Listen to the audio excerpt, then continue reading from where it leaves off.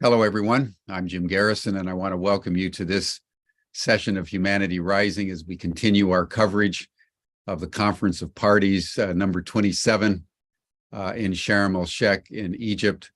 This is our 7th day. We've been partnering with Facing Future TV and Oz Green and Youth Leading the World, which we'll get to momentarily. But we've been covering the COP, not in any expectation that the governments of the world are actually going to accomplish anything, because for the last 27 years, they've met together and engaged in what Greta Thunberg has called blah, blah, blah. We're seeing it again this year. And that's one of the reasons why there's hardly any news coming out of Sharm el-Sheikh, because it's basically the same old, same old. Today, there was a report that was released indicating that 400 private jets have flown into Sharm el-Sheikh, carrying the billionaires and the elite. And each one of those jets emits 2 tons of carbon for every 60 minutes of flight. And that's about the amount that individuals are encouraged to emit in a year. And that's individuals in the developing world in North America and Europe. Most of the people in the world take probably 5 to 10 years to emit what a single jet carrying one of the elite into Sharm el-Sheikh to blah, blah, blah emits. The other important fact about COP27 is it's being hosted by Coca-Cola. And Coca-Cola is the largest plastic emitter in the world.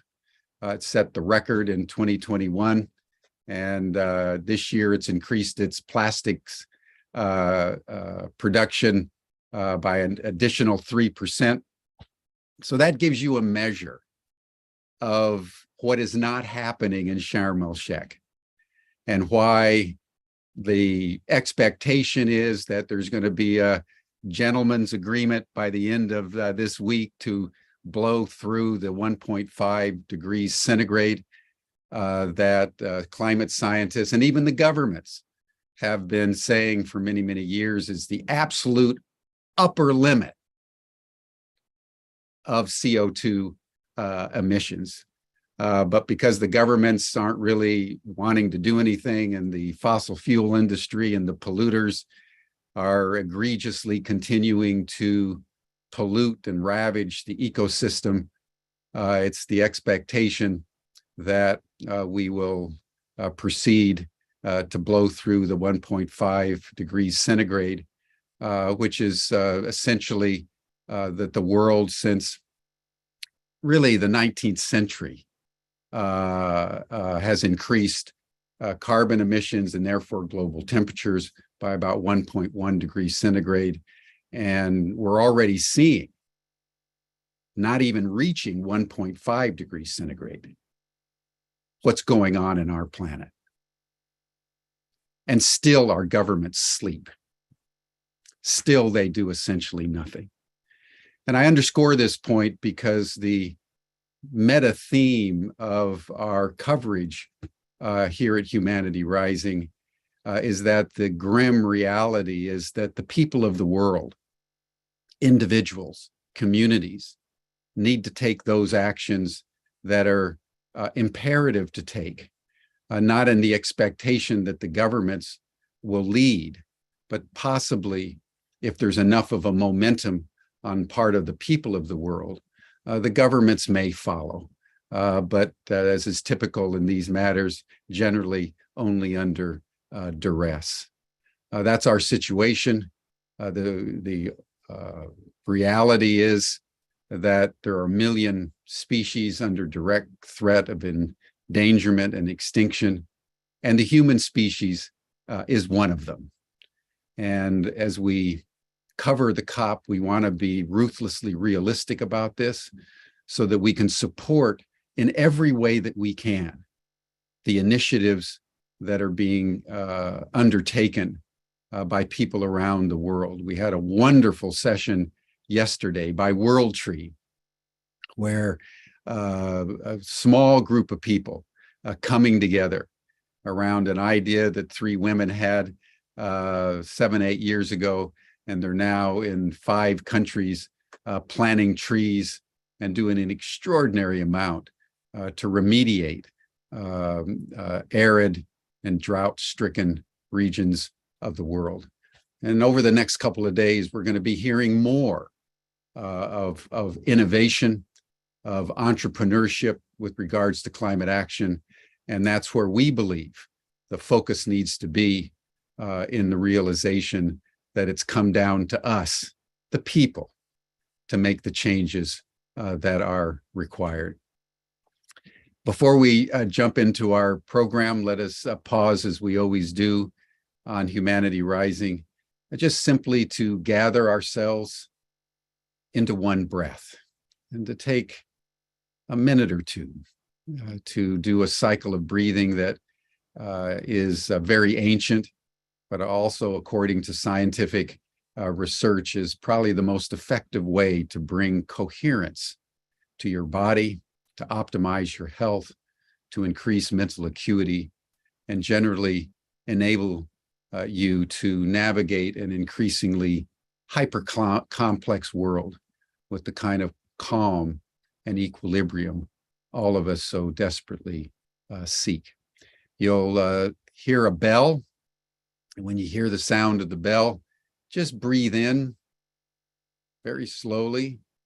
Then you'll hear another bell, and exhale slowly. It's about 5.5 seconds inhalation, 5.5 seconds exhalation. That gives you 5.5 breaths per minute. That brings in 5.5 liters of air. It may be the perfect way to breathe. We'll do that for 10 breaths, and then we'll begin our program. Thank you, everyone, and welcome.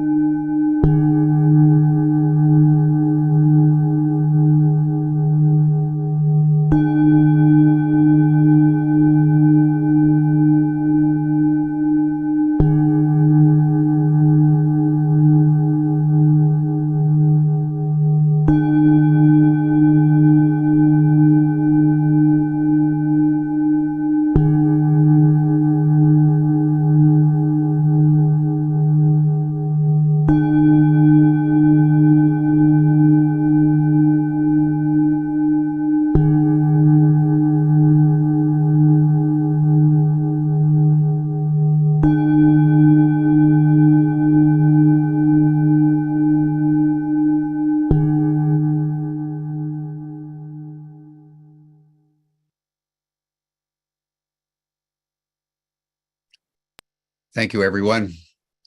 It's always good to breathe together in the spirit of what Plotinus observed in ancient Greece, that the whole universe breathes as one. It's in that spirit that I'm delighted to welcome my good friend and colleague, Sue Lennox, who's the co-founder of Oz Green, that has been doing extraordinary work and activated over 1 million people in scores of countries over the last 20, 30 years, and has been responsible for the creation of Youth Leading the World and many other initiatives around climate action.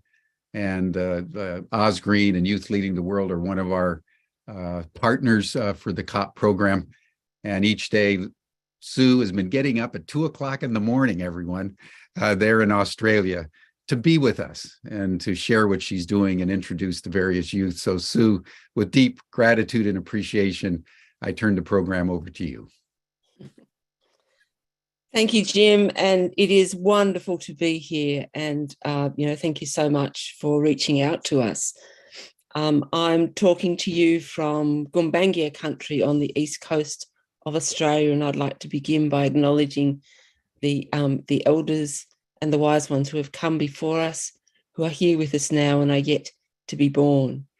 And here in Australia, or in New South Wales, where I am, there is horrific flooding happening at this point in time, and communities that 2 weeks ago experienced extreme flooding events are once again being evacuated in emergency situations due to ongoing horrific flooding all through the west part of the state. And we've got emergency services coming in from overseas to help.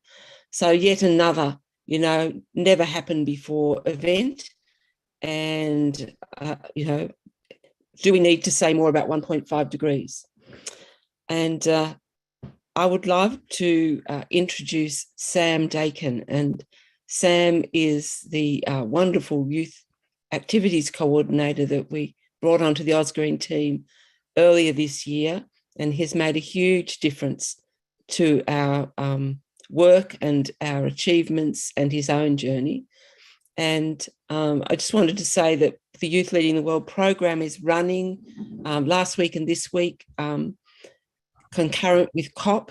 And we've had a very busy few days connecting with and supporting programs that you'll hear about tomorrow and the next day, particularly from India and from Sierra Leone.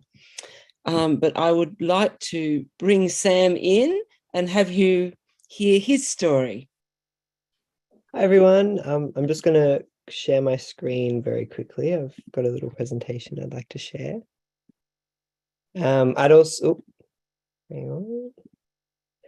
just like to start by acknowledging that Sue and I are both joining you from Gumbaynggirr country. The Gumbaynggirr people are the traditional custodians of the land which we are coming here from you to speak to you today, and recognise their ongoing connection and custodianship of the land and waterways. Sovereignty was never ceded, and this land was and always will be Aboriginal land.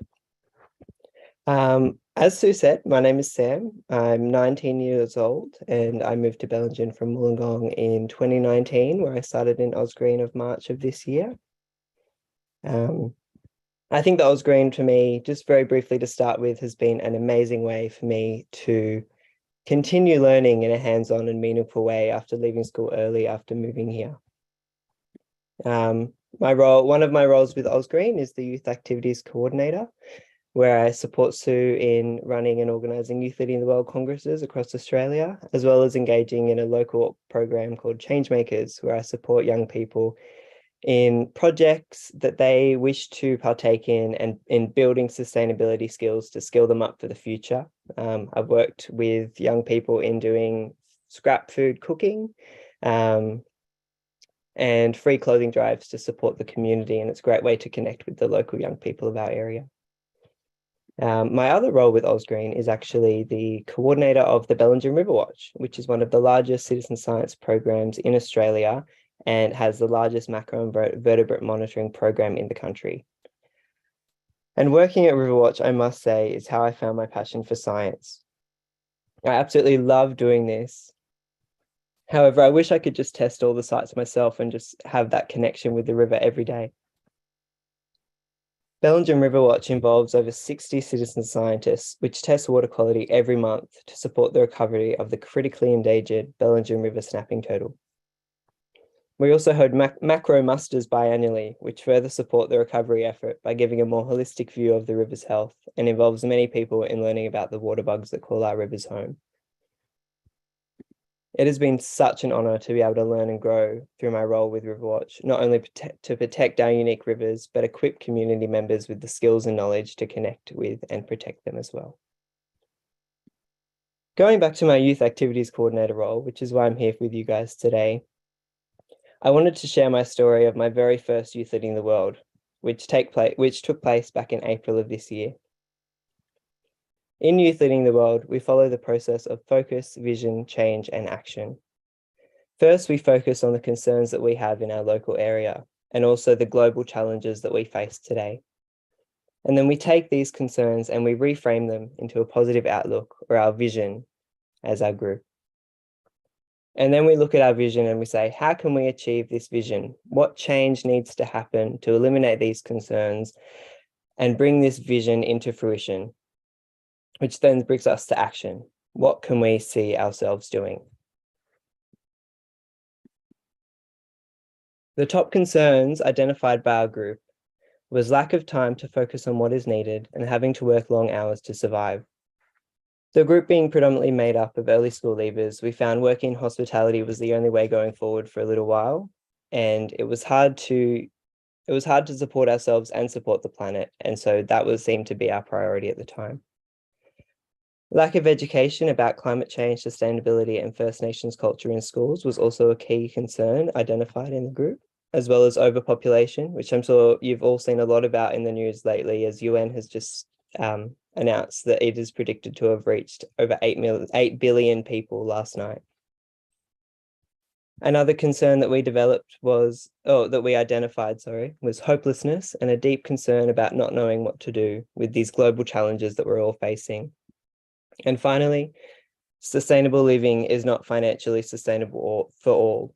Sometimes it's hard to see all these ideas of having solar panels and renewable energies when we're just trying to support ourselves. And so it was really important for us to find our own journey in living sustainably. Our vision that we developed together after reframing our concerns into a positive future reads as follows. We have fair working conditions and time to do what is important. We actively care for our beautiful planet at home, work, and play. Our community is well informed about climate change and sustainability, and children learn from a young age how to live sustainably. We are living within the limits of our planet, and population growth is at sustainable levels. We have practical hope based on the clear knowledge that we know what to do, and we are actively doing it. Sustainable living options are accessible and available to all people.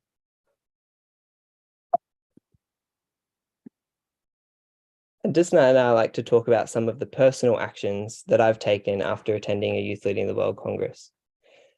Not long after the Congress, I joined the management committee with a vision of the community gardens in Bellingen, with a vision for the gardens being a space for young people to build skills in food growing and agriculture and have a sense of place in a world that's so hard to live in sometimes. I'll even be standing up in front of my community speaking to the local council on behalf of the community gardens this month. I've also been working with a grassroots initiative called Coffee for Climate. Having a history as a barista and knowing firsthand how massive and preventable coffee cup waste is, I jumped right into the initiative with a goal to eliminate disposable cups in our village of Bellingen. Working with a local leader in the community, I attended and co-facilitated multiple meetings between cafe owners in Bellingen, and due to the initiative, many mug libraries have been set up around town, and some cafes in town are well on the way to eliminating disposable cups. During the Youth Leading the World Congress, there was a key concern addressed that in schools we were not taught the importance of living sustainably, nor the importance of connection to country and the true First Nations history. With the group being made up of mostly school leavers, we developed a plan to have these key values brought to the community in a fun, hands-on way, and give the community a platform to continue to learn about these important topics in a way that can suit everyone. After filling an entire room with whiteboards full of ideas and planning, we set to work, and not long after our Congress, we successfully applied for a grant to hold this event, and are looking to hold it in our event, Ancient Futures, in mid-2023. and hold the space for community to learn to be the custodians of the land and learn from Gumbaynggirr elders. Working at Osgreen has given me so many amazing opportunities.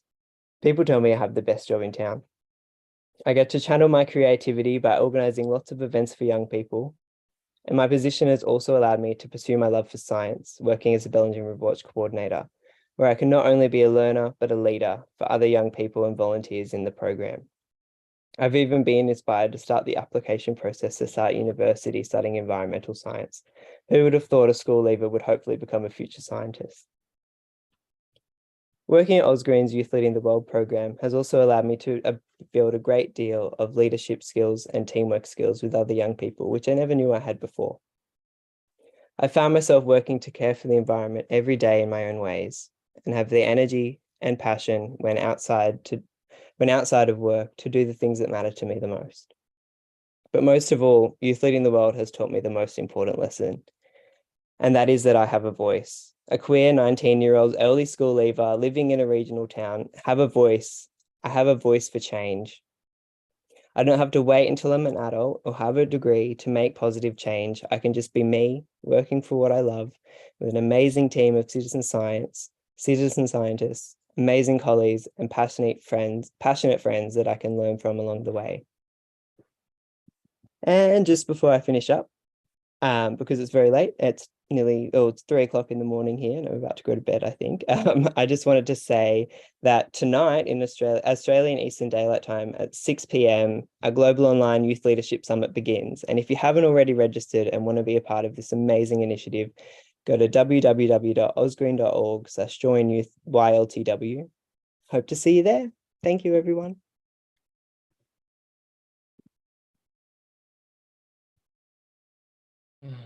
That was amazing, Sam. Thank you so much. And, it has been wonderful to see how the energy that Sam brings as he jumps into what he's passionate about has just really driven us all forward. Back to you, Jim.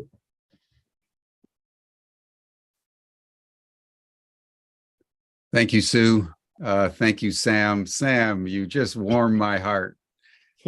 My friend, you've discovered a path with a heart through Osgreen and what you're doing. And I just want to acknowledge you and celebrate you. You're the generation that's got to do it, man. Thank you, Jim. And walking beside Jim, the thing that's really, really important, and I'd love Sam to have a quick comment about that, is we're not kind of going, here, young people, we've stuffed it, you go and do it. It's really a case, you'll notice that many of our facilitators are advanced in years or wisdom, whatever, we walk beside. But the thing that's really important is that young people are leading the way and we're with them. Definitely, I think. Yeah, I think us young people have so much to learn, but being teenagers, we may necessarily sometimes think we know best. And so it's great to be able to have that choice and have that opportunity to walk beside adults and lead a better future as well. Thank you, Sam. Thank you, Sue. And thank you for getting up in the middle of the night and gracing us with your presence. And we'll see you soon tomorrow. And good luck, Sam, in all of your endeavors. I'm sure you're going to be a great scientist one day. Thank you. And we'll head off, Jim, because we've got a big night tonight. Yeah, for sure. Need some sleep. So I'll see you tomorrow. All right. Be well. Thanks to Tom and John. Thanks so much. It's just worth noting as we transition to our program, everyone, that what's happening in Iran has been catalyzed by young people Sam's age. In Iran's case, mostly young women, but also young boys. Nearly 50 of them have been shot by the regime. But it's an example, unprecedented in modern history, of where young women, Gen Zs, have catalyzed a revolutionary movement. And in the United States, we just had an election that averted an authoritarian takeover by the Trump forces in the Republican Party. And exit polls show that it was Gen Zs, young people, that turned out in unexpected numbers in key races and saved the day, along with a very enhanced voting by women. So these young people are really the future. And as Sue has emphasized, our job is to walk beside them, to empower them as they empower and lead us to do what needs to be done in a situation where the governments are content to blah, blah, blah, as they're doing in Sharm el-Sheikh. I'd like to now introduce my good friend and colleague, Tom Eddington, who is the convener of the next 3 days and has convened a number of extraordinarily successful sessions on Humanity Rising along a range of issues. He's the founder and CEO of Endangered Global and cares passionately about the environment, about nonviolence, about innovation, and about the human future. So Tom, thank you so much for all you've done to support and develop Humanity Rising. I'm very excited to see what you're going to be convening over the next 3 days, and I turn the program over to you. Well, thanks, Jim. And I certainly want to thank Sue and Sam for being with us this morning and giving us a sense of what's happening on the ground in Australia. And, fortunately, it's happening elsewhere in the world. I'll pick up on some of your opening comments, Jim. You talked about COP27, which is framing last week and this week's programming, and what we're seeing is happening in the world. At COP26 in Glasgow last year, there were two takeaways that we saw. One was for those who were attending and the youth in particular, but I think for anybody who was watching, there was the realization that after 26 COPs, that it's up to us. It's not up to our leaders. We can't count on them. We can't depend on them to do the right thing. The other takeaway, though, was that, as we've known for decades, business has been driving the agenda of the world. And with our business leaders, what we've found is that while they have set targets for moving away from their CO2 emissions and trying to get to net zero, they actually haven't put a plan in place. I mean, less than 10% of organizations around the world have actually set put a plan in place. And so what we're going to try and do today and over the next couple of days is talk about what does a net zero plan look like for industry? What are some companies that are actually doing the things necessary to get us to net zero? And then what's the mindset, not only for us as individuals, but for organizations, societies, to essentially speed shift our mindset to change the way that we're being on this planet. And I'm delighted to have two guests today, John Montgomery and Caitlin Archambault, who are going to talk about some things that need to be done. And what's beautiful about John and Caitlin is that not only do they have evidence of what needs to happen and ideas about how do we get there, but we all know that getting to net zero requires a personal transformation, that each of us as human beings need to personally make a transition and transformation. And so we have an opportunity to have John and Caitlin here today to talk about that. So let me just introduce them. John Montgomery is the founder of the Center for Global Consciousness, where he provides strategic advice and executive coaching to CEOs and their executive teams. He's practiced corporate law for the last 37 years in Silicon Valley, where he founded a thriving corporate law firm and served as outside general counsel for over 24 public companies and over 1,000 emerging growth companies. John's the author of Great from the Start, How Conscious Corporations Attract Success, and co-author of a book that will come out in February of next year, Net Zero Business Models, Winning in the Global Net Zero Economy. Caitlin is founder and CEO of Open Future Coalition, developing social, technological, and economic tools that resource a global network of community-based solutions to solve the world's most pressing issues. They recently launched the Open Impact platform with 170 organizations in 16 countries.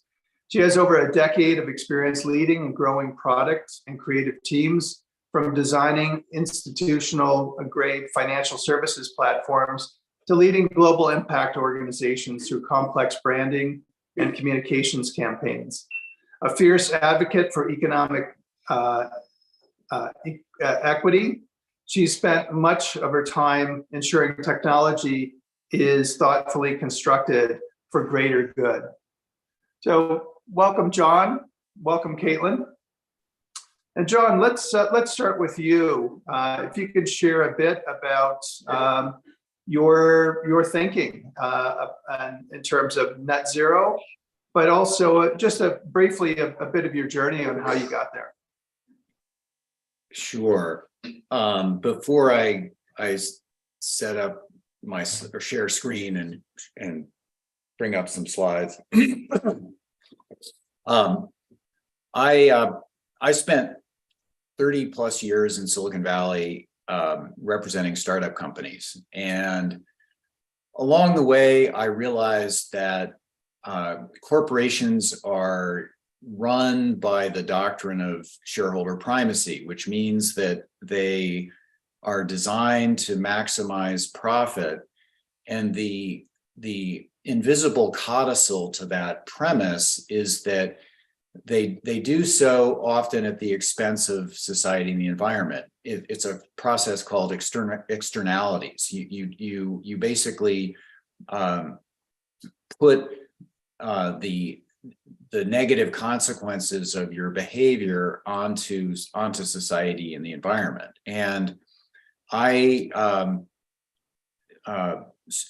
got involved in the benefit corporation, B corporation movement, and tried to come up with a new corporate form that endows the corporation with a conscience that transcends and includes the normal pecuniary conscience of the shareholder primacy-based corporation, which optimizes profit at the expense of society and the environment. And the benefit corporation has spread around the world, has been adopted by 40 or over 50 jurisdictions. And it begins to endow the corporation with a social and environmental conscience, because the corporation has to not only provide a return to shareholders, but it's got to provide a material positive impact on society and the environment. And, I worked promoting the benefit corporation and helping companies convert over the last decade. And I realized that I was getting older, and we weren't converting global corporations fast enough to this new form. And I looked for ways to have a greater impact. And a couple of years ago, I was having a conversation with my co-author. Our publisher, Wiley, heard about the conversations and said, "Hey, can you guys write us a book about net zero business models?" And that led me into this journey of net zero. And Jim Garrison, at the beginning of this program, sort of summarized the global conversation. Greta Thunberg has said, blah, blah, blah. And when anybody writes a thesis or a scientific paper, what do? You basically do a literature review. You look at what's the status of the global conversation, right? And that can be summed up as blah, blah, blah. We've got to get to net zero. We're all making pledges and promises and this, that, and the other thing, but there's very little action. So I went into this project approaching it like a graduate thesis. And I surveyed the global conversation. What's beneath the blah, blah, blah? Well, 192 nations have signed the Paris Agreement. We've agreed to, get to a net zero economy by 2050 to limit the rise in global temperatures to 1.5 degrees Celsius. So all that sounds great. Lots of companies have committed to get to net zero by 2050. But as Tom said, less than 9% of companies globally have set net zero emissions targets and actually begun reducing their greenhouse gas emissions. And those 9% or so are not generally reducing their greenhouse gas emissions fast enough to get us to net zero by 2050 and limit the global rise in temperature. So what occurred to me was there's an enormous gap between the talk and the rhetoric and the commitments and everything else and action. And as Tom summarized COP26, it became clear that we've had 26 of these, now 27, lots of talk, not enough action. So there's an enormous gap in the conversation. So I'm gonna start sharing my screen here, and basically get into my, let's see, how do I full screen slideshow.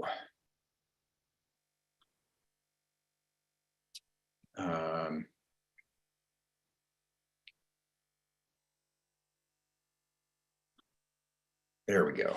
Okay, so that the reality is that we're in the middle of this great transformation. Lots of talk, lots of promises, lots of countries on board, little action.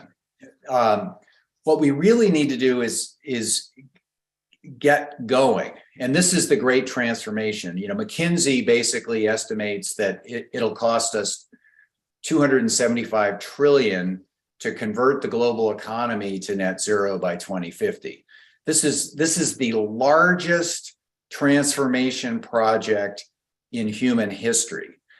The challenge is people are really struggling in how to translate the rhetoric and the promise and the need and the urgency into action. So my co-author and I set out to create a useful book, the primary audience of which is probably not this audience, but it's the officers and directors and investors in the companies that run the economy who are struggling to find a blueprint to actually put the good intentions and the talk into action. So here's the reason why we had to write the book. This slide illustrates the gap in the conversation between talk and action. As you can see, less than 10% of companies have actually begun to reduce their greenhouse gas emissions. So what we found was, there are things that every company can do and every citizen can do to begin the journey to net zero.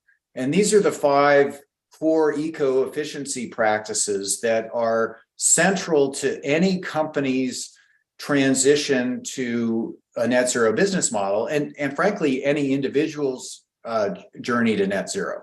And one of the things that I did in writing the book was go on a net zero journey myself. And I may get interrupted in the middle of the presentation because my plumbing contractor is installing a heat pump today. I'm going off a propane furnace and onto a heat pump after putting in a solar system. So number 1, carbon-free energy, that's where we've got to get to. And ultimately that means smart grids, because you can't have electric vehicles. That gets rid of a lot of tailpipe emissions. But if the power plants that are generating the electricity to charge your cars are burning fossil fuels, you're not fixing the entire problem. So carbon-free energy is at the core. Then there's energy efficiency, that's double pane windows, insulating your house, turning down the thermostat, turning the thermostat off at night, that kind of thing. Then you've got zero emission smart buildings, zero emission transportation, smart fleets. If you're a United Parcel Service and you've got 100,000 trucks, convert those to electric vehicles.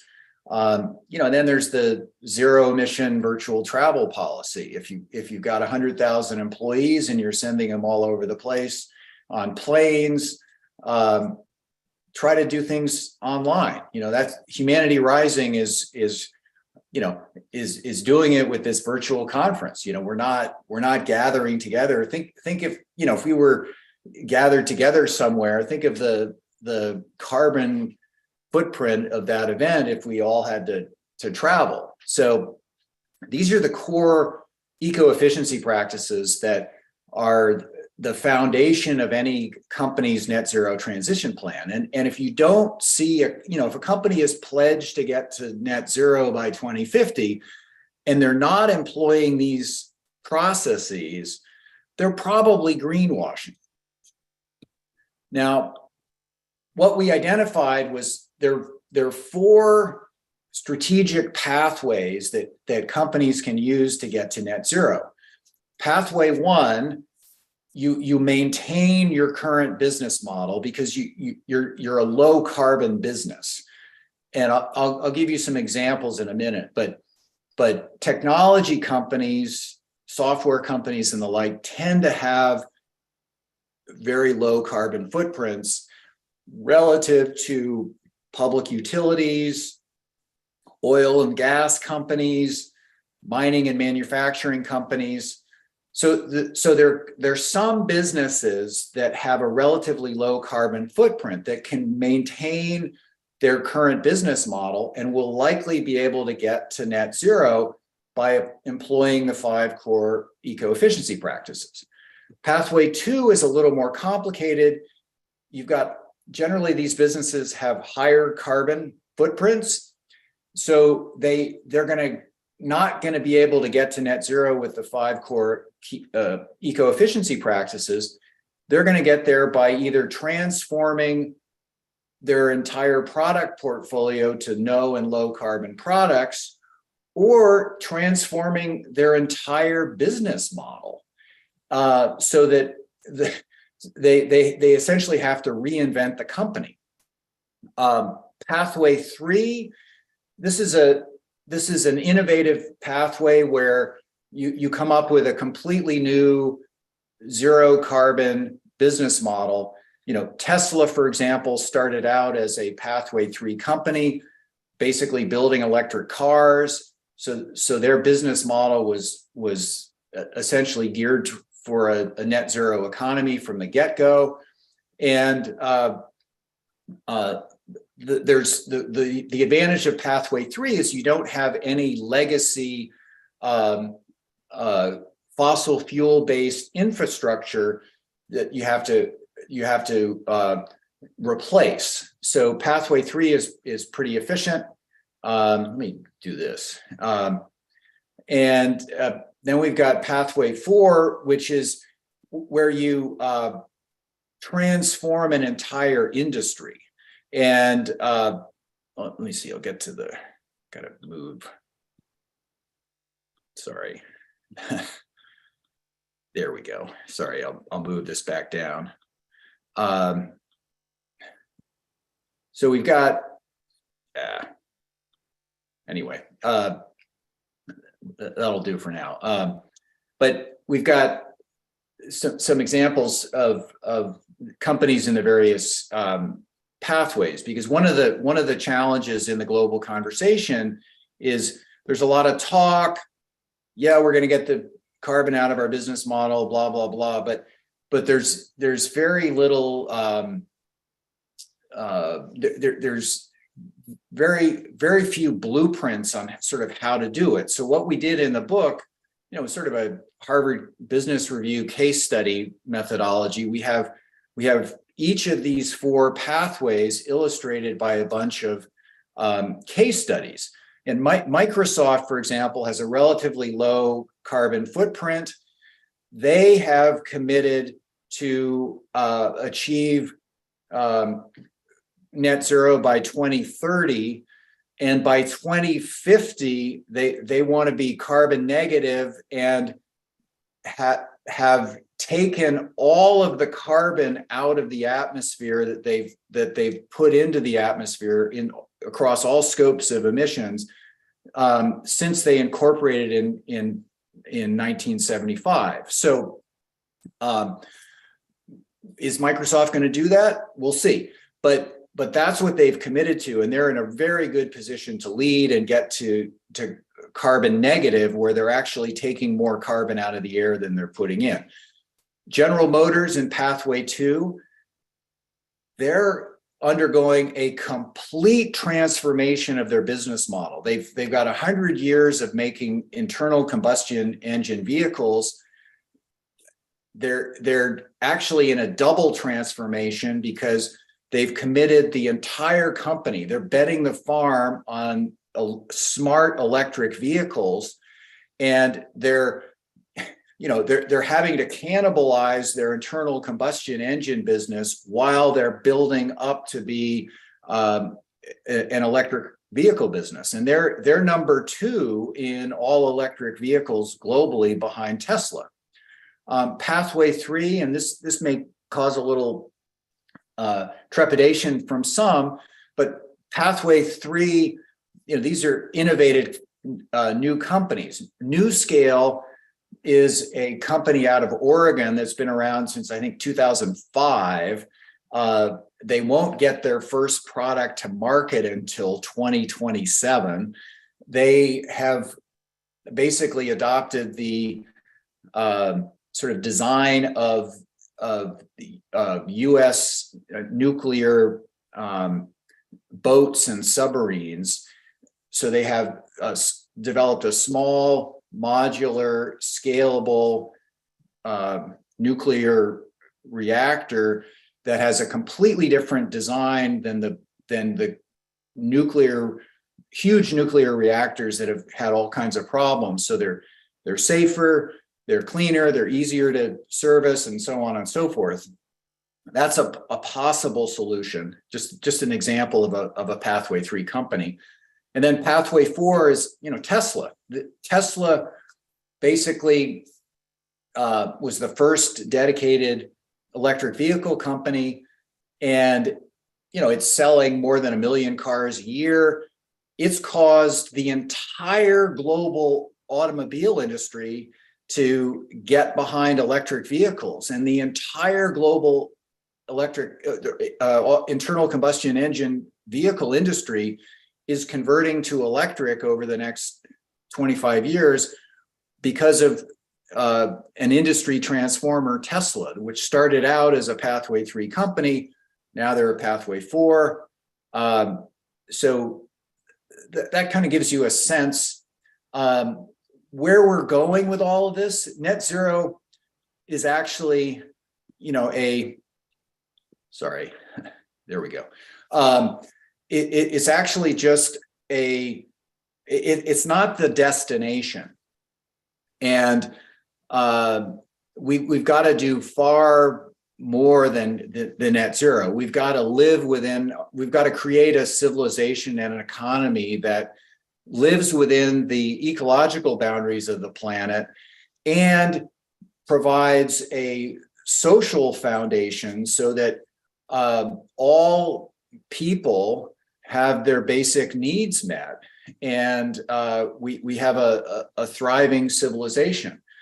And to close the real great transformation, and I want to echo something that Sam said, is when he said that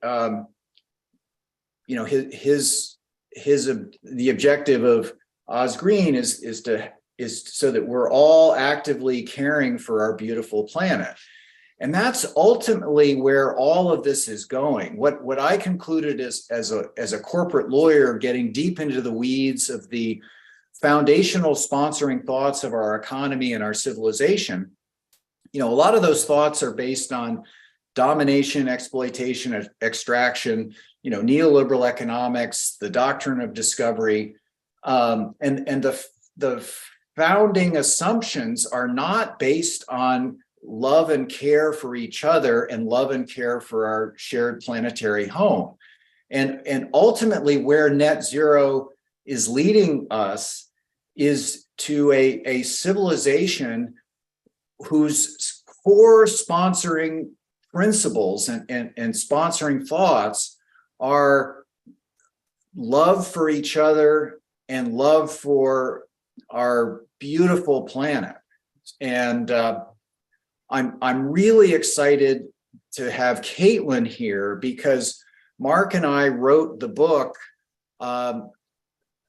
for our children and grandchildren so that they can that all of you can inherit this incredible planet. And we wrote the book really as a way of hopefully having impact so that we can accelerate the advent of a net zero civilization by giving businesses a roadmap, a blueprint, a cookbook, so that there's no excuse for blah, blah, blah. And we can get people engaged in actually doing the hard work of getting the carbon out of their business models. And I think this is a pretty good point to pass the baton back to Tom and Caitlin, because I think Caitlin will probably have great ideas for all of us on how we can take some of the ideas in this book and spread them to have greater impact. Yeah, thank you, John. I love that your journey that you've been on from being a corporate lawyer has brought you to love for each other and love for the planet. And it's an extraordinary journey that you've taken, and the wisdom that you've harvested from that journey and put into the book and the work that you're doing now is to be celebrated. Well, thank you. And just one on that note, my personal belief is that if we begin to really love each other and love our planet, we can get to net zero faster than we can imagine. Yeah, thank you, John, and I fully agree. Caitlin, jump into the conversation with us and share a little bit about your own personal journey and the work that you're doing with your organization. Thank you, John. It's incredible seeing, as you mentioned, how well our work dovetails into one another. So to first kind of echo and lead on from where you left off, we spent a lot of time at Open Future Coalition thinking about how do we support the emergence of this new story for humanity. Our culture is a story, our money is a story. And I think a lot of what we've experienced over really much of the last century has been this runaway scaling where we've lost a lot of our context of that story. In commerce and business, we've really suffered from this short-term, quarter-to-quarter thinking. That's a lot of what got us here. And I think we're going to increasingly see that it's the case that business is going to suffer just as well from the compounding instability and risks caused by these past short-term behaviors. And so a lot of our wider lens and thinking at Open Future Coalition looks at how do we support the writing of some of these new narratives. And I think a big part of that opportunity here is that we're on the heels of the largest intergenerational wealth transfer in human history, which you alluded to a little bit. Depending on what figure you're looking on, it's something like $80 trillion over the next 25 years are going to be transferred intergenerationally. And I see that as an incredible opportunity, particularly as we have an opportunity to support new forms of legal stewardship that start to better align our fiduciary responsibility with our human and planetary responsibility, and also start to redefine how we look at value to better align that with our human and planetary well-being as well. Meanwhile, while we're looking at how do we more wisely deploy all of these resources, I certainly have been seeing so many waving their arms around, looking at how are we possibly going to mobilize and innovate quickly enough to solve all these compounding crises. And I spent the first chapter of my career before moving more into the enterprise fintech side of things, very squarely embedded in the impact space, and seeing all around me how many incredible solutions already exist, and seeing how they're simply disconnected from one another and disconnected from the resources that they need to thrive. And so a lot of the work that we're currently doing at Open Future Coalition looks at how do we leverage some of these tools that have up until now really helped the world's largest corporations to be so extractive. Distributed workforce management, incredible coordination and transparency. What would happen if that level of coordination was made accessible to those that are already out there, whether it's in ecological restoration, whether it's in developing new forms of housing, whether it's in addressing displacement. What if we were to make available to these solutions that level of coordination at scale? And so I'll pull up a slide right here to share a little bit more context on how we've been addressing that. And where we've started is really looking at how do we help support the solutions to some of these complex coordinative challenges that we're already facing. Everything from how do we bring together multiple agencies in times of displacement to how do we coordinate smallholder farmers with one another and match them with buyers of commodities so that they can begin to, through shared infrastructure, compete at price to remediate things like child labor. And right here, let's see.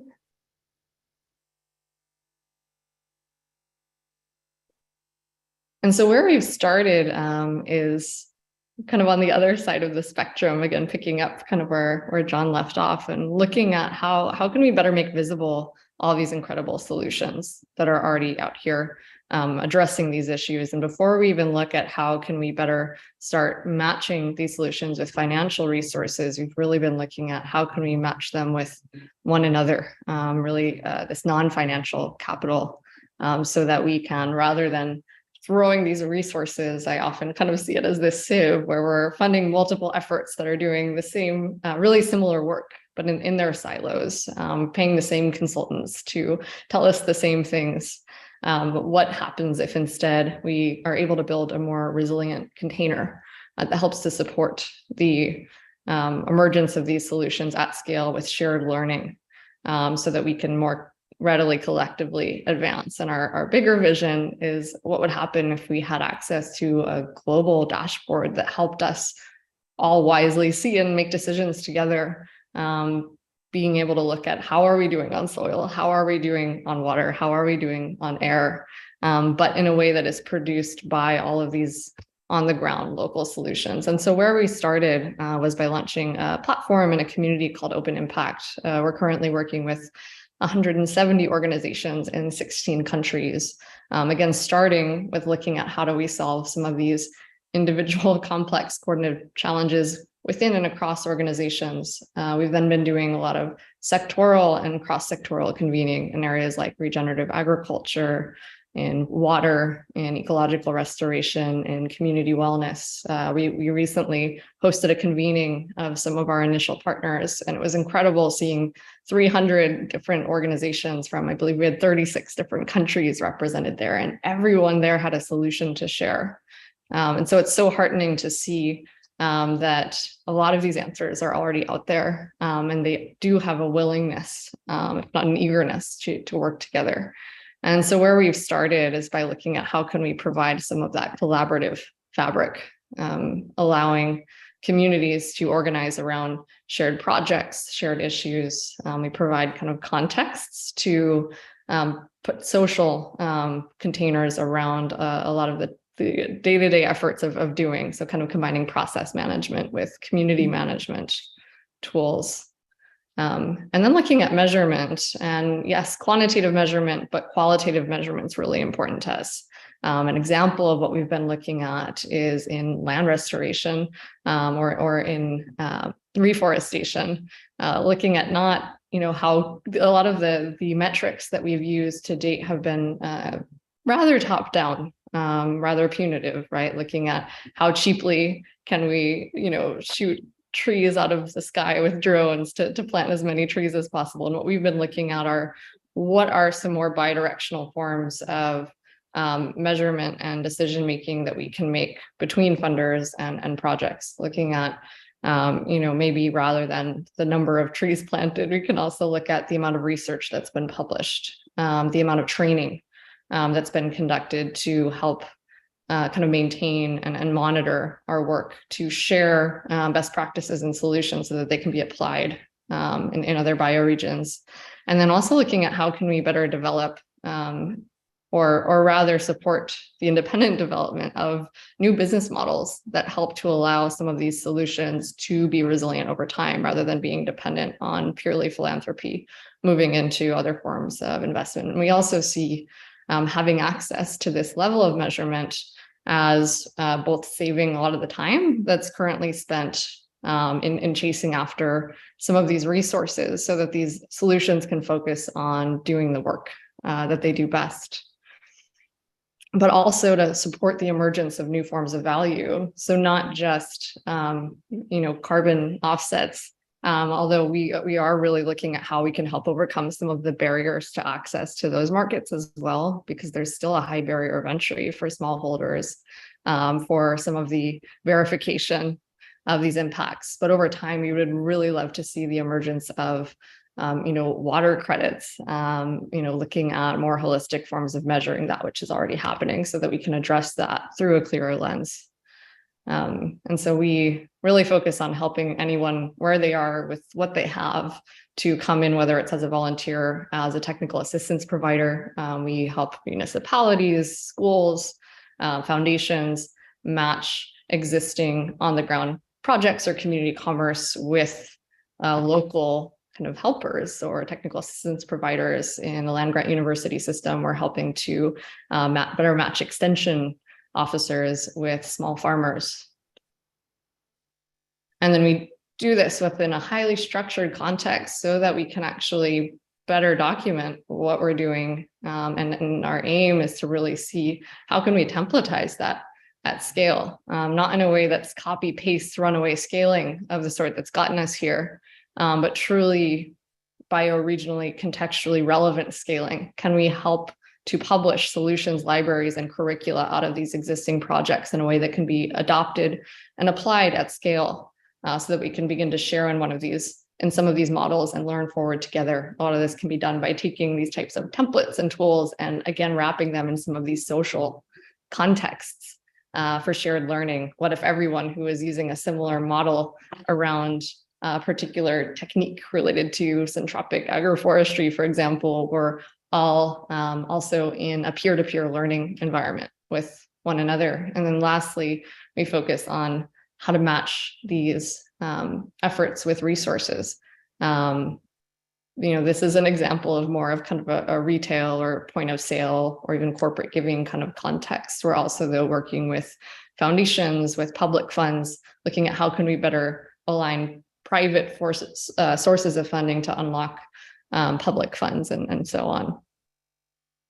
And then we're looking at how can we leverage all of this, again, just making what's already happening visible and supporting, nurturing the growth of that to help inform new narratives. How can we help support those solutions on the ground to more effectively tell their stories, and then partner with media, such as documentaries or existing campaigns, to then provide a really clear answer to what can we do to help. So many young people right now are deeply discouraged, anxious, depressed, a lot of it based on a lot of the media that they're seeing around how the world around them is on fire. And our aim is to ground a lot of that information sharing with then really clear solutions-based calls to action. You don't need to have immense wealth or reach to make a difference. If 1 million seventh graders or teenagers echoing some of the citizen science examples that Sam shared earlier. If we had 1 million 7th graders all go into their backyards and collect soil samples and reflect those back, we can have incredible information reflected back to us in the course of just a matter of hours. And so the ways that we're applying this right now is across a number of different contexts in food systems. Again, we're looking at how can we better connect smallholders with one another with shared infrastructure to help kind of support these movements towards more regenerative practices and ecological restoration. And we're looking at how can we support longer term projects that really focus on ongoing monitoring and maintenance and research and engagement, working with funds to help portfolios of projects to work cooperatively to share infrastructure, to share resources, rather than replicating quadruple, quintuple kind of spending to make the same mistakes or learn the same things. And then one particular project I'll share that we just launched that I'm particularly excited about is we recently launched a Center for Regeneration in partnership with North Carolina Agricultural Extension in the US, looking at how can we better make visible a lot of the work that's already happening with small farmers and agricultural producers within the state and nationally to better measure, monitor, reflect, and provide assistance so that we can pull down more of the federal funding that's available for USDA and NIFA to help close the disparities between institutions. And so to wrap this up, our overall kind of vision and approach is how can we essentially leverage some of this transparency, some of these learning tools, some of these economies of scale, but in a highly locally contextually relevant kind of self-guided way to really help support the emergence of this movement of movements, to help inform the emergence of this new story and to match it with the resources that it needs to scale. I will stop that here and pass it back over to you, Tom. Thank you. Well, thank you, Caitlin. Love the work that you're doing and how you've used your technical background, your professional experience to bring something meaningful and impactful for what the world needs, as John has done. And so I'd just like to open it up to the two of you and just have a dialogue about, from my perspective, having worked in the reforestation arena for the last couple of decades with the work I've been doing around conscious leadership, understanding that fundamentally we need to be with each other and on the planet in a very different way. And the work that you both are doing is helping make that possible at the speed that's required. We know 2030 is a critical milestone for human existence on this planet. And I'd just love to put that out there and just open up a conversation with the two of you. Sure. Well, I want to just riff on a couple of things in Caitlin's presentation. I noticed in the second to last slide, sort of the map of how to optimize impact. At the very center of that diagram was the word collaborate, and that's really, if we're going to get there, if we're going to have a regenerative civilization that's based on love and trust and care for each other and the planet, we've got to collaborate. And one of the key components of the greenhouse gas protocol, which is the accounting system that has created three classes of greenhouse gas emissions: scope 1, scope 2, and scope 3. I'm not going to bore you with the details, but scope 3 is where most of greenhouse gas emissions are. So for example, ExxonMobil in its scope 1 and 2 emissions cranks out something like 111 million metric tons of CO2 a year, but its scope 3 emissions, the emissions that come from its customers' use or combusting its fuels, is something like 690 million metric tons. And the greenhouse gas protocol contemplates that in order to get scope 3 emissions out of the economy, people are going to have to collaborate with each other. Collaboration is the way to go. And what I loved about your work, Caitlin, is that slide with case studies. Is how do we share the knowledge, right? So people don't have to reinvent the bloody wheel every time. And that's really one of the purposes of net zero business models. From my view, I'm much more interested in how do we get a transformed civilization so that it's based on love and care for each other than worrying about the details, the prosaic details of getting carbon out of the business model. But that's where we are. And we tried to provide case studies so that the companies out there don't have to reinvent the wheel and start from scratch. It's like, here's the playbook. And it may not be right, but it's a playbook. Here are case studies. Go call these people, right? And so, Caitlin, I'd love to hear more about what techniques you've found to accelerate and encourage and support that kind of collaboration at scale, because that's what we desperately need is how do we get information out at scale so that we don't have to waste time reinventing the wheel, because the shadow of Mordor grows long and we're running out of time. Yeah, thanks, John. To start, the start of my answer to your question kind of references back to the end of your presentation on that inner development piece. I think one of the initial biggest obstacles to collaboration is this illusion of kind of the scarcity of human innovation and potential. This idea that, well, if I'm not over here in a differentiated way reinventing that wheel, then how am I possibly going to carve out what's mine to bring? And so I think a renewed perspective of abundance around our ability to continue to build upon some of these shared solutions is really essential.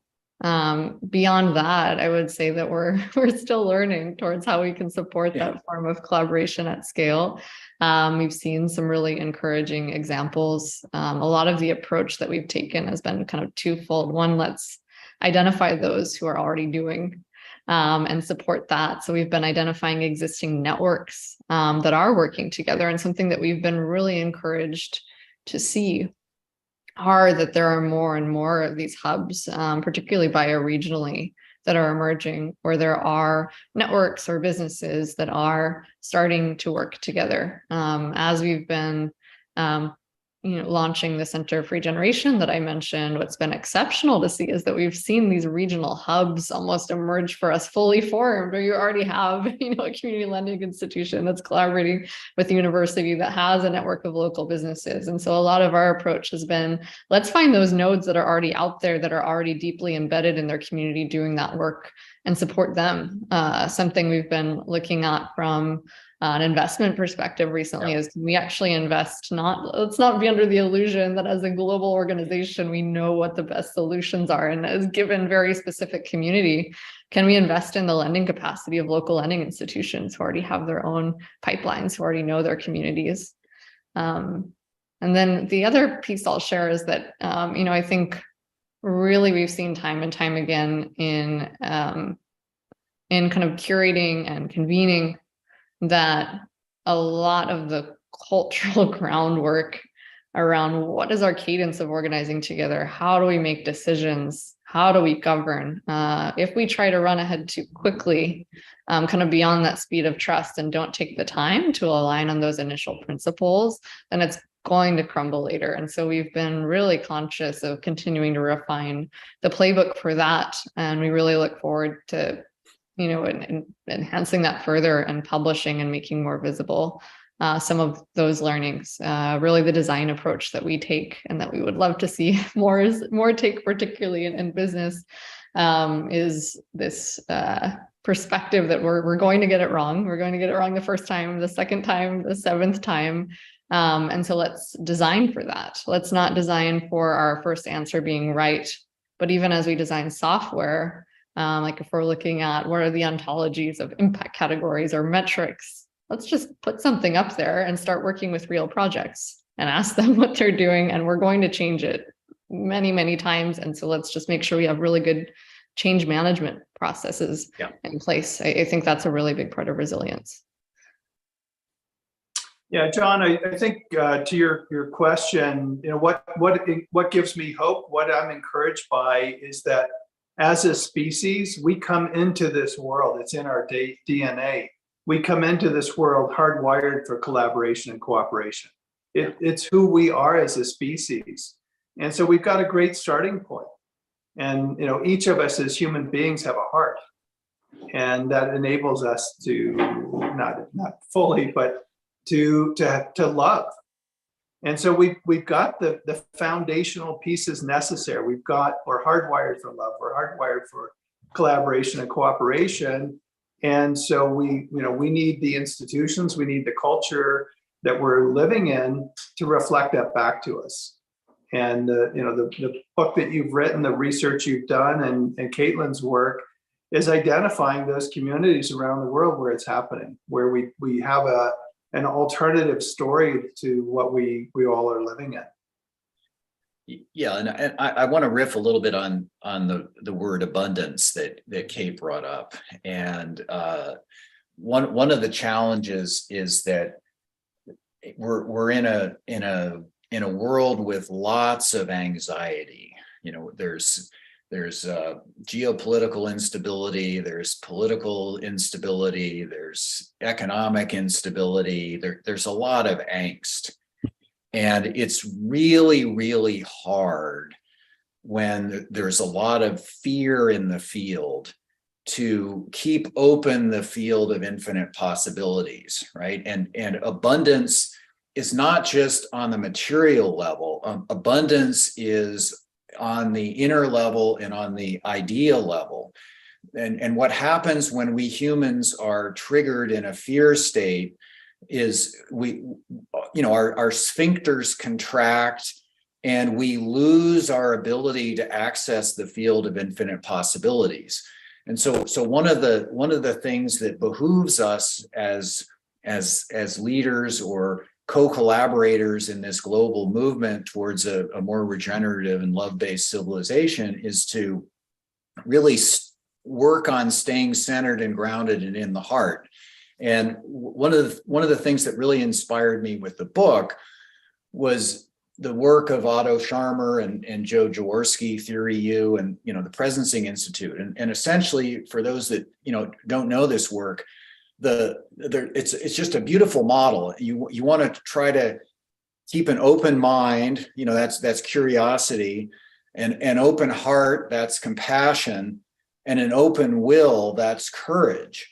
And when we operate from that place of being grounded and centered, where Jim got us all with the breathing at the beginning of this program, we can access the field of infinite possibilities. It's possible for us to collaborate. There are infinite solutions. They're available.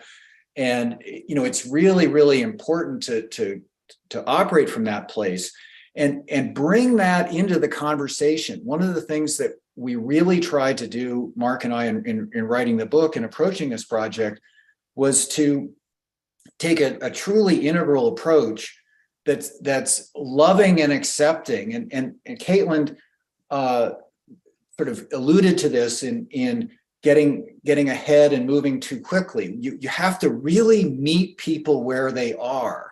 And with the net zero journey, for example, we have companies like Vattenfall and Ørsted in Scandinavia and Denmark. They've been on this journey for 15 years. They're pretty much at net zero. These were high carbon business model companies. They've been on it. They're almost done, right? And then you have other companies like ExxonMobil that got forced with shareholders putting directors on their board to get with the program. They're at the very beginning of their journey, right? And then you've got others that are in denial. Oh, science is bullshit. We don't believe in any of this stuff. So how do you meet people where they are? Because if you're too critical and too whatever, you're gonna shut them down, and they'll get into a fear state, they'll get into a defensive state, and all of a sudden abundance, i.e. access to the field of infinite possibilities and ideas, it's gone and you can't reach them. So we tried to write the book from the U so that it's open and loving and non-judgmental, so that the officers and directors and asset managers that own these companies that I spent my career working with in Silicon Valley can actually receive the data without getting defensive. So anyway, you can tell I get a little excited by these ideas. Sorry.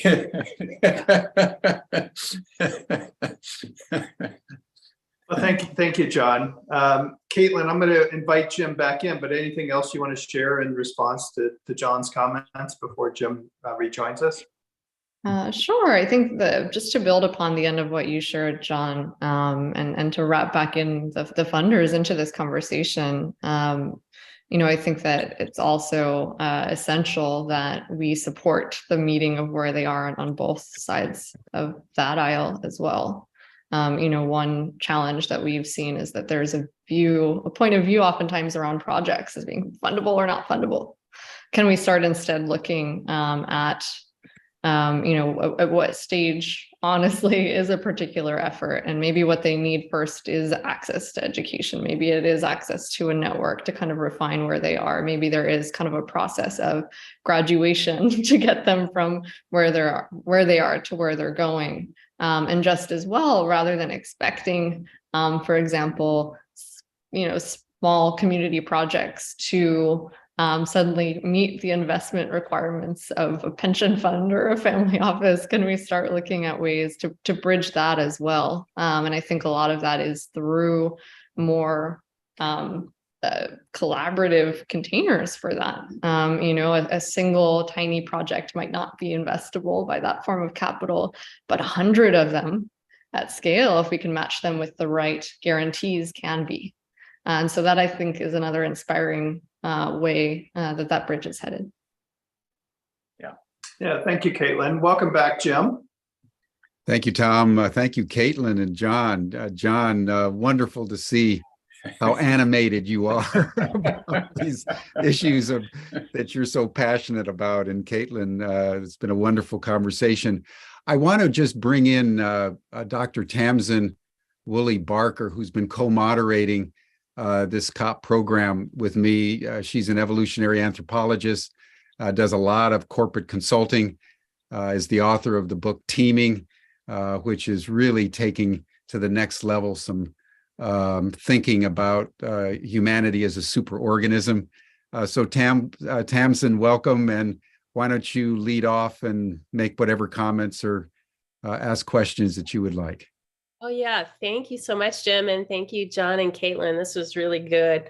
I was just really interested in kind of like, John, I see what you're doing as kind of process oriented, where you're giving these pathways to people that are looking for solutions, but may not necessarily know how to plug into that.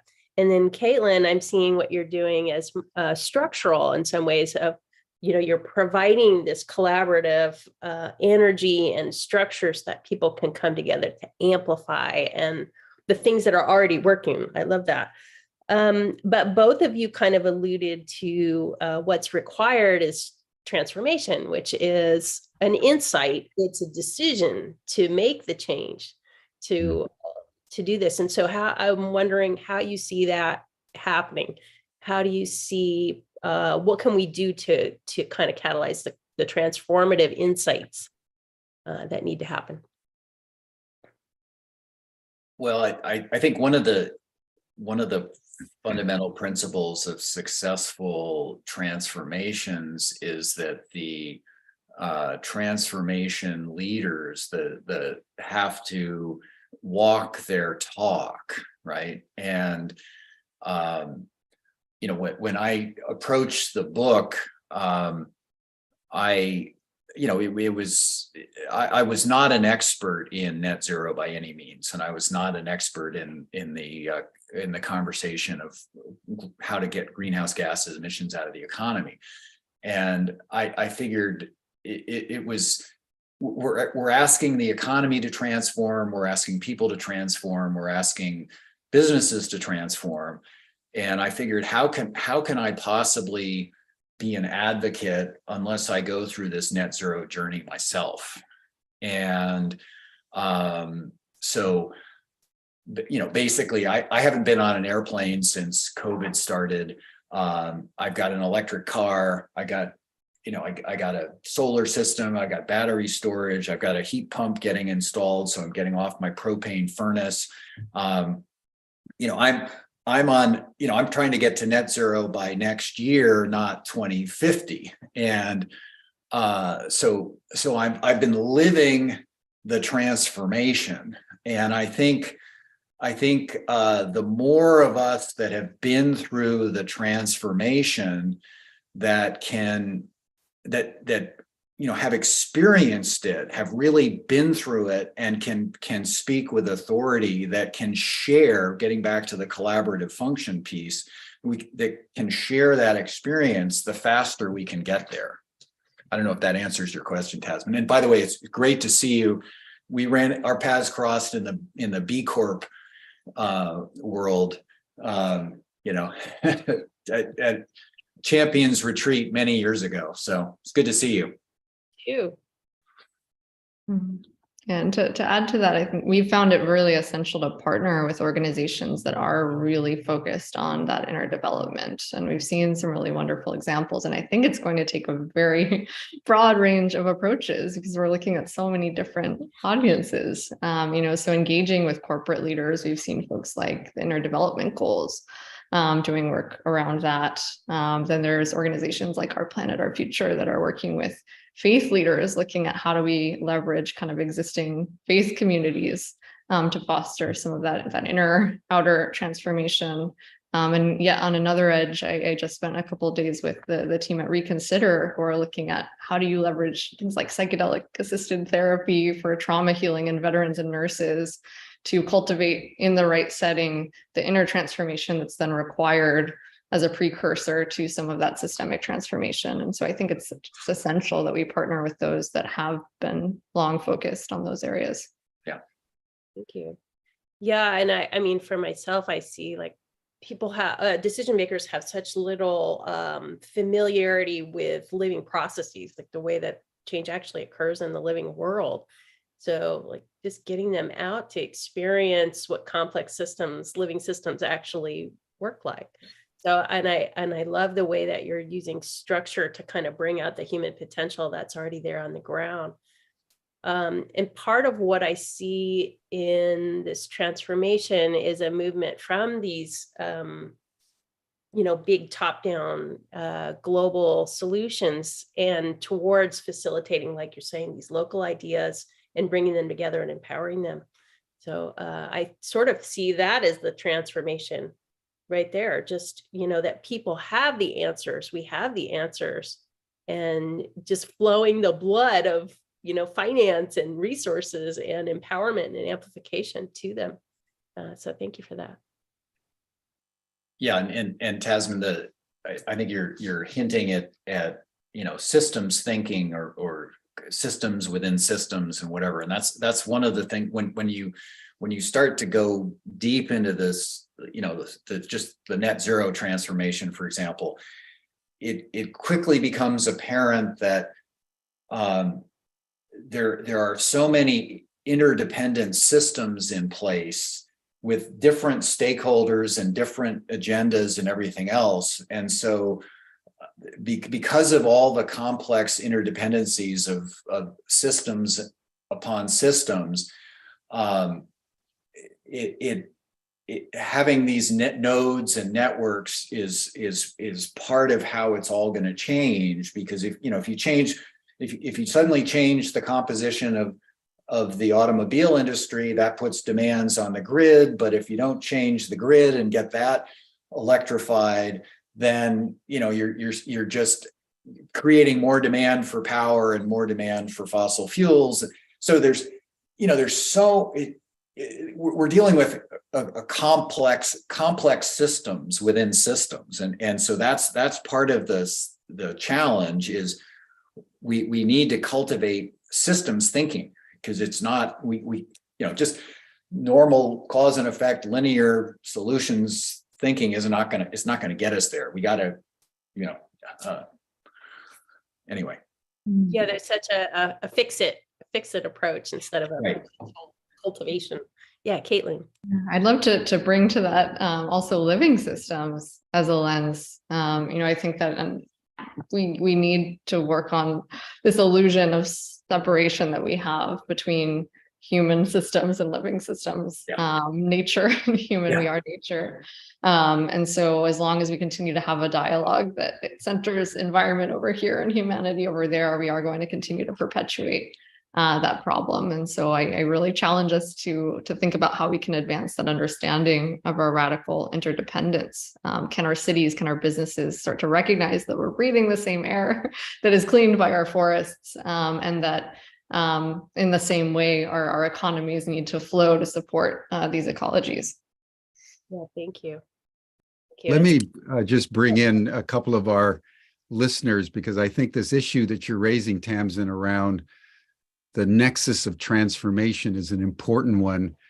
And Michael Coles was making the point earlier about the challenges of a corporation doing that, because corporations are by definition disembodied, non-human entities. They've been given personhood in the United States by the Supreme Court.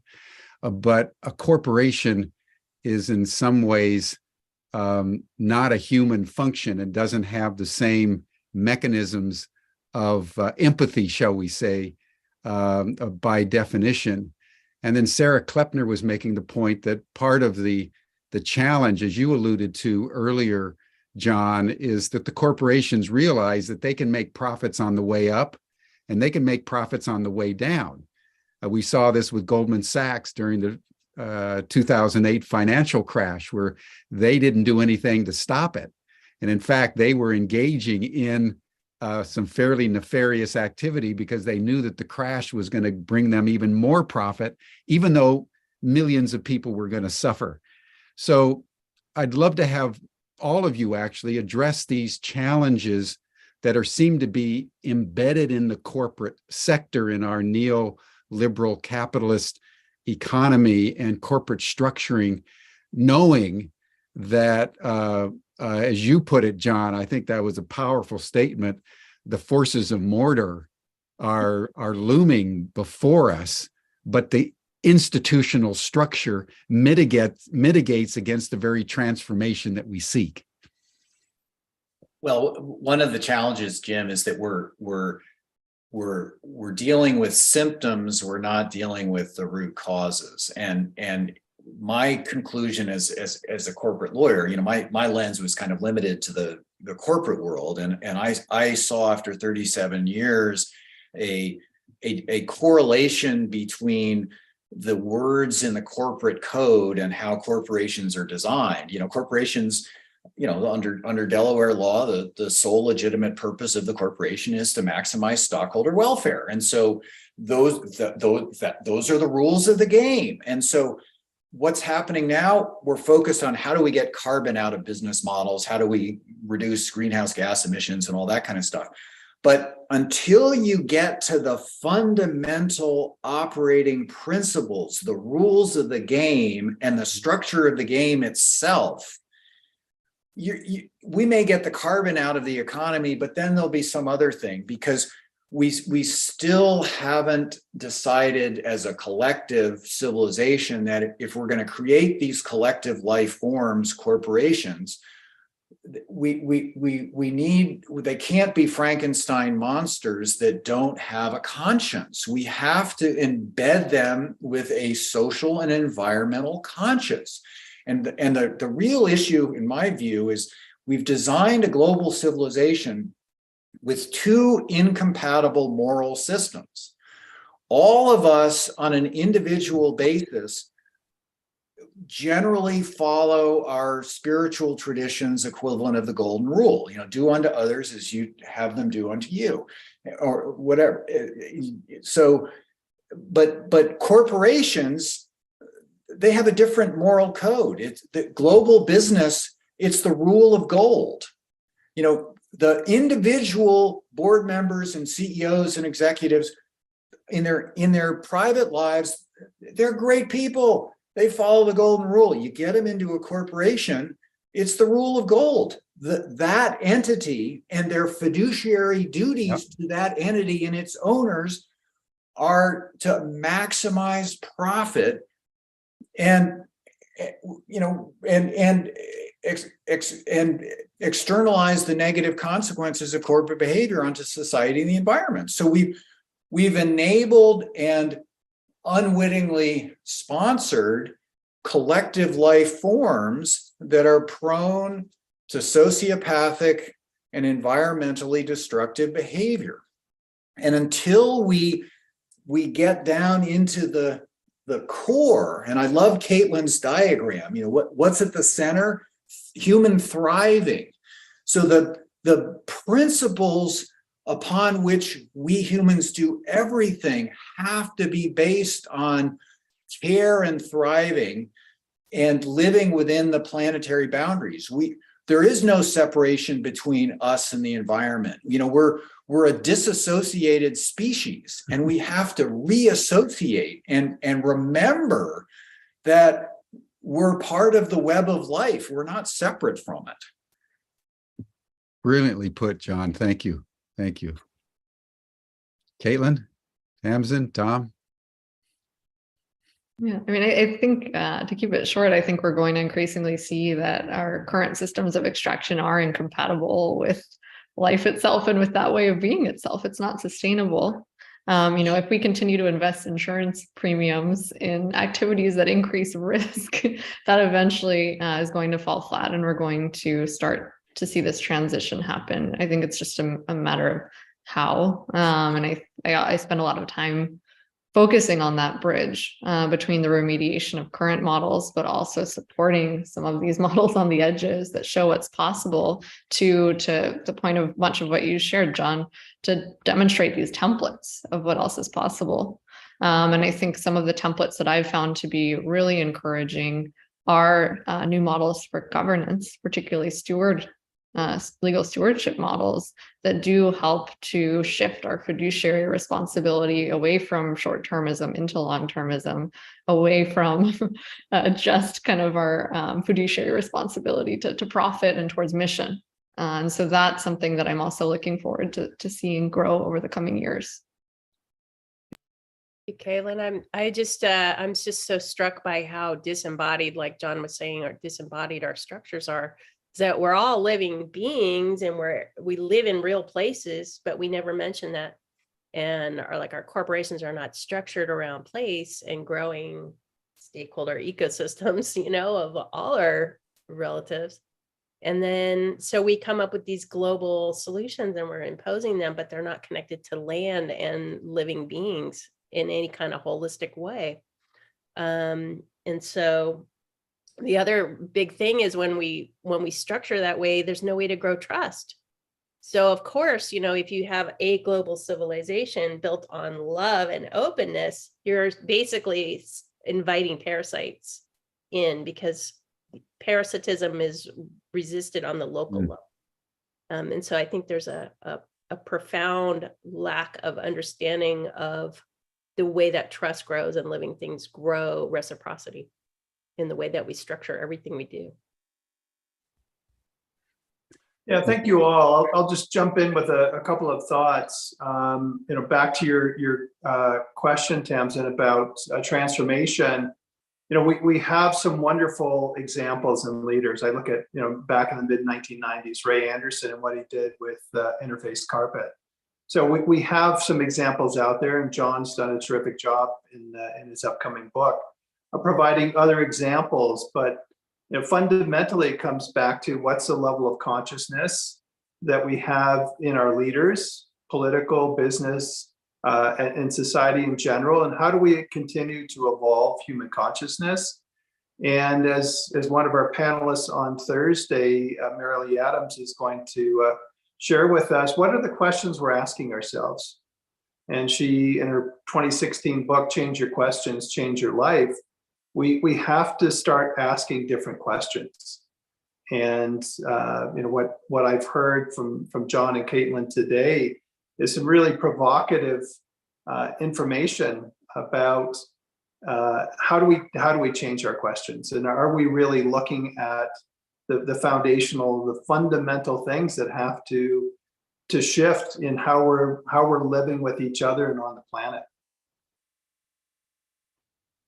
Yeah, Sarah Klepner just made a comment in the chat that I think is worth just bringing in, given what you just said, Tom. Can the masses heal the masters?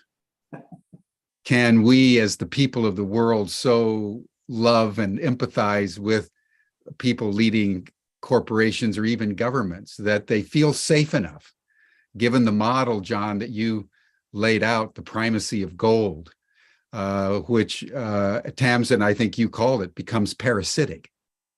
When you disengage the acquisition of profit from morality, you generate a parasitic, toxic system that victimizes everyone. And so if the masters can be saved by the masses, which is us, we would have generated an extraordinary catalytic agency into the transformation that I think we all seek. So I want to thank all of you for a splendid program. This has been really, really top notch, and I'm deeply grateful. And why don't we close out, Tom, with you making any final comment, but also teeing up what you have in store for tomorrow. Yeah, thank you, Jim. For me, I so appreciate that. What Humanity Rising is about hope, and it's about activation of humanity. And what we have done today is engage in a conversation that hopefully the audience is leaving with a sense of hope and clarity on what needs to happen, and that things are happening. And I want to thank Caitlin and John in particular, but certainly the work that the folks in Australia are doing is just a beautiful example of what's happening all over the planet. Tomorrow we have a couple of guests who are working in the industry and are doing some things that are making a difference, both in terms of to the that core center that John referenced. How do we transition away from fossil fuel to renewable energy? And so one of our panelists tomorrow has a business that's actually doing that. And then how do we sequester the excess CO2, 300 gigatons of excess CO2 in the atmosphere? How do we pull it out of the atmosphere to help mitigate climate change? And so, actually, I've stopped using the term climate change, and I'm calling it climate disaster. We had global warming that got co-opted and became climate change, but the reality is we're dealing with climate disaster. And until we start using accurate vocabulary and accurate terminology, so I'll continue to put climate disaster out there because that's what we're living with. But tomorrow is very much around two examples of business leaders who are bringing real world solutions to mitigating some of the problem. And then on Thursday, it's speaking to the transformation piece. Not only do we need a different mindset, but we actually need to speed shift our mindset because we're running out of time. So we've got a couple of terrific panels the next 2 days. Thank you, Tom. And as we close, everyone, I just want to tease out one comment that John made and Caitlin. John, I just want to acknowledge your passion for love, because I think what you embody as someone so deeply immersed in Silicon Valley, from the legalities to the corporate startups and so forth, for someone like you to come to the point where you're giving your life to the transformation of the sector out of which you come, and are speaking so boldly about the primacy, not of gold, but of love. If that single thing can happen, we end up where Caitlin showed us right in the center is collaboration. If you love, you collaborate. Yeah. If you collaborate, you understand that we're part of a living system, one with the trees and the birds and the bees and the fish of the sea. And that simple transformation of consciousness is really what we all need. And if we make that journey, which is a long journey for some, then the details and the structural changes very naturally follow. It's an extraordinary thing to contemplate. And so you've instilled us in the midst of all the issues that we're dealing with the kind of hope that revolves around love and cooperation and collaboration. So I just want to thank you. And if I understand Tamsin correctly, that's the inherent in any superorganism. So thank you, everyone. That brings our session to a close for today. You're welcome to join the after chat session. You'll see the link that Stan has put up in the chat, and we'll see you all tomorrow for Tom's second session on innovation in business. Bye for now. Thank you all so much. This has been splendid, Tom. Thank you.